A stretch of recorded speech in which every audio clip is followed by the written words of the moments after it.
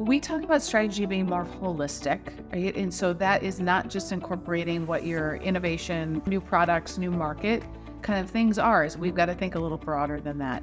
But what we're talking about is culture, leadership gaps. A lot of these issues that are impeding your strategy are actually issues and obstacles that we need to be discussing at the strategic planning table. So what most companies do is they do a really great job of coming up with the new things that we need to put on the list, right? Our new goals for this year and where we need to focus.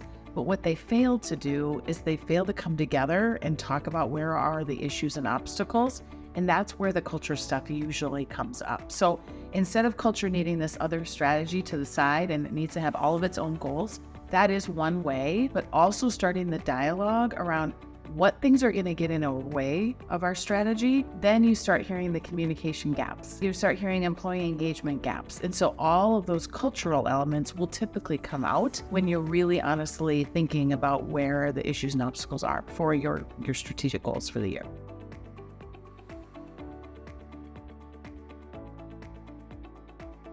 Typically, they have some results coming into the meetings, right? Your strategic meetings, whether that's an engagement survey results, whether it's our culture survey that we do, and they're bringing that in as just another data point, just like you're bringing your sales forecast, right? Or your backlog and what you're going into next year with. You need to do the same thing with culture. What are those things you can bring in that are data points, right? Scorecard measures to say, our utilization has been off for the last year. Let's dig into why that is. And it's typically not just a business thing. It's somewhere we have a gap on the leadership side, on the culture and engagement side of the people that are producing that. So we oftentimes say, let's come in with more data and help us dig to the roots of what's actually going on, because then you're going to create a strategic plan that is holistic, but is also going to have a lot more success because you're being honest about the things that might get in the way.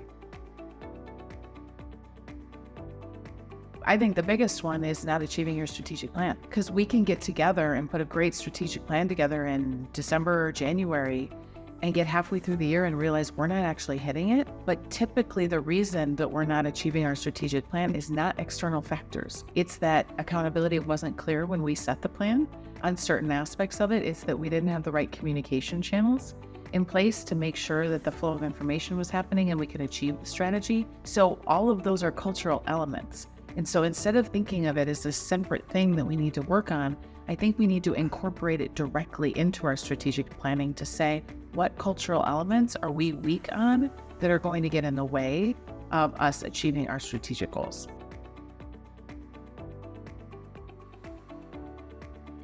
So we had a client that we did the strategic planning for. They were super excited. There was some real growth that they had built into their strategic plan.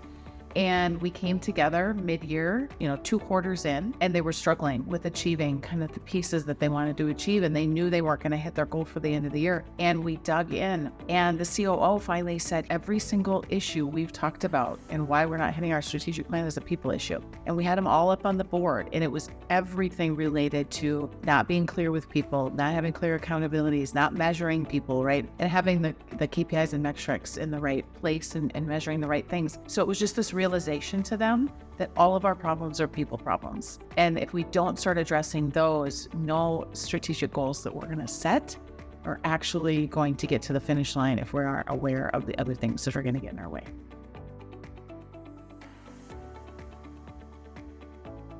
Our superpower is really clear. It's our raw authenticity in getting to the roots. Because again, you can have a lot of help creating great ideas, but if you're not getting to the root of what is going to get in the way of those ideas and planning for that, that's where most of our strategic plans get off, right? That's where we tend to get off track. We're not achieving and we get frustrated, and where leaders start to lose energy. So we see all of this tied together. So for our clients at the very beginning, we're asking those questions to say, where are the ceilings you're going to hit as you try to achieve that? And let's just plan that into the work we're doing right out front.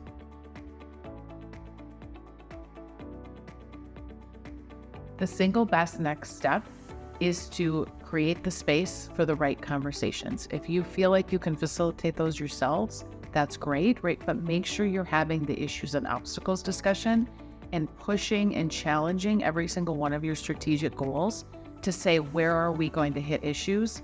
Because the teams that can talk about those are going to be the teams that can actually achieve their strategic goals. I think it's just, if it feels slightly overwhelming, that's okay, but find a partner, because someone from the outside, whether it's Keystone or someone else that does this, someone from the outside is going to help you step back and take a look at it from another perspective, and then make sure your strategic plan is where you want it to be and you've thought through all of those obstacles. So I think more than ever, a strategic partner to help you think through that is important.